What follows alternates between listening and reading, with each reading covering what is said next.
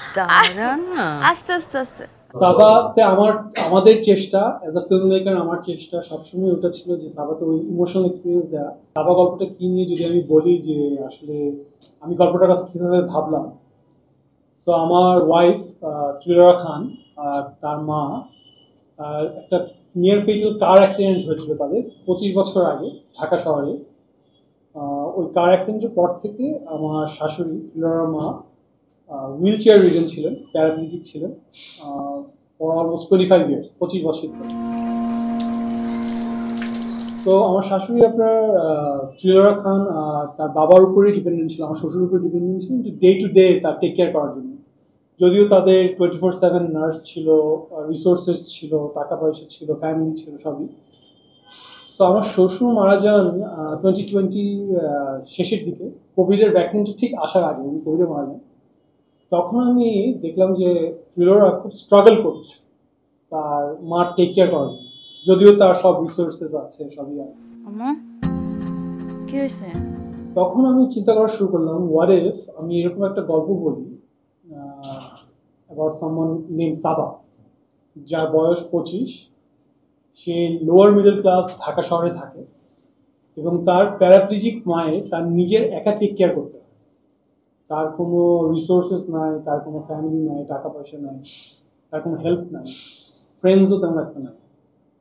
সে এমন অবস্থায় সাবাক যেভাবেই হোক কীভাবে তার মাকে বাঁচিয়ে রাখে, ওই জার্ম অফ অ্যান আইডিয়া থেকে গল্পের মানে আমি গল্পটা ভাবি এবং ওটাই পরে আমাদের সিনেমা হয় এবং সিনেমার নাম সাবা।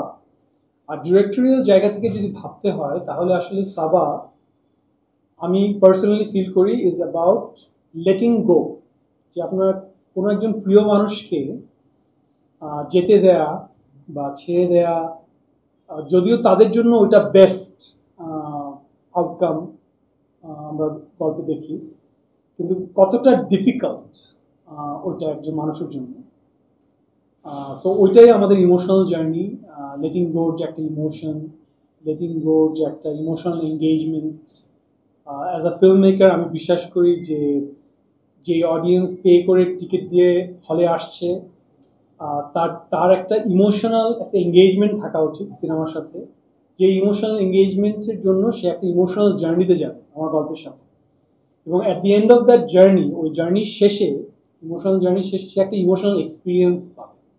আমার কাছে ওইটাই সিনেমার ম্যাজিক, ওইটাই সিনেমা হলে গিয়ে দেখার ম্যাজিক আমার কাছে লাগে, যখন আমরা কমিউনালি সবার সাথে একসাথে বসে, চেনা পরিচিত অপরিচিত সবার সাথে বসে একটা ডার্ক হলে বসে আমরা ছবিটা দেখছি একটা বড় পর্দায়, আমরা যে একটা ইউনিভার্সাল ইমোশন ফিল করছি, একটা ইমোশনাল এক্সপিরিয়েন্সে যাচ্ছি, এবং ওটা যদি একটা সাকসেসফুলি কোনো ফিল্ম মেকার দিতে পারে, কোনো ফিল্ম দিতে পারে, আমার কাছে লাগে যে ওটা একটা ম্যাজিক্যাল সিনেম্যাটিক এক্সপিরিয়েন্স হয়। সাবাতে আমাদের চেষ্টা অ্যাজ আ ফিল্ম মেকার, আমার চেষ্টা সবসময় ওটা ছিল যে সাবাতে ওই ইমোশনাল এক্সপিরিয়েন্স দেওয়া। কেননা আমি নিজে সিনেমার সাথে প্রেমে পড়েছি, আমি যখন সিনেমা হলে দেখতাম ওগুলো সিনেমায় আমার ভালো লাগতো যেগুলো আমাকে ওই এক্সপিরিয়েন্সটা দিতে পারে। সো আমি পুরোপুরি চেষ্টা করেছি। ইন্টারন্যাশনালি আমরা যেসব ফেস্টিভ্যালে গিয়েছি ওখান থেকে আমরা অডিয়েন্সের যে রিয়াকশন পেয়েছি, আমি যেটা বললাম, ইন্টারন্যাশনাল অডিয়েন্স হোক বা বাংলাদেশের ডায়াসপোরা অডিয়েন্স হোক, তারা সবাই ওই ইমোশনাল এক্সপিরিয়েন্সটা পেয়েছে, যে কারণে তারা স্ট্রংলি একটা রিয়াকশন দিয়েছে আমাদের সাথে, তাদের পার্সোনাল স্টোরিজ শেয়ার করেছে এবং রিভিউজেও ওই একই জিনিস বলছে। এখন আমরা আশা করতে পারি যে বাংলাদেশের অডিয়েন্সও ওই এক্সপিরিয়েন্সটা পাবে।